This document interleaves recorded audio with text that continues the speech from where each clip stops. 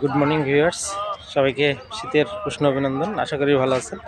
দেখুন, আমি কত সুন্দর একটা মনোরম জায়গায় এসেছি। এটা হচ্ছে সংসদ ভবনের দক্ষিণ প্লাজা বলে জিয়া উদ্যান। সবাই মর্নিং ওয়াকে ইতিমধ্যে চলে এসেছেন। তো আমি বলবো যে মর্নিং ওয়াকে আসলে সবার অ্যাটেন্ড করা উচিত। সুস্থ সবল জীবনযাপন মানে টেনশন মুক্ত লাইফ লিড করতে হলে এই মর্নিং ওয়াকের কোনো বিকল্প নেই। তো এই যে দেখুন, যারা চলে এসেছেন এরা কিন্তু নিয়মিত আসেন, প্রতিনিয়ত।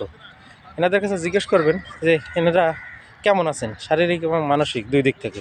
সবাই এক বাক্যে বলবেন যে আমরা সবাই সুস্থ আছি। তো আমরা একটা কিছু হলেই যে ওষুধের উপর ডিপেন্ডেন্ট হয়ে পড়ি, এটা কিন্তু একদমই রং একটা চিন্তাভাবনা। তো সবাই যদি ফিজিক্যাল এক্সারসাইজ যার যার এলাকায় যেটুকু জায়গা পান হাঁটার মতো, সেখানে সকালে না হলে বিকেলে অবশ্যই একবেলা হাঁটবেন। এর পাশাপাশি আপনাকে একটু সচেতন হতে হবে, বিশেষ করে খাবার দাবারের ক্ষেত্রে।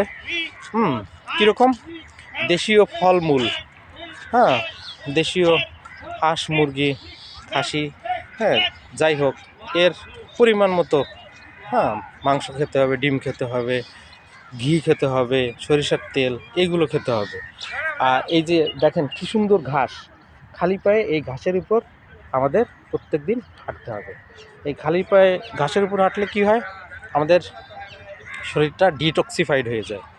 ডিটক্সিফাইড মানে কি, মানে বডির সাথে একটা মাটির একটা সংযোগ থাকে।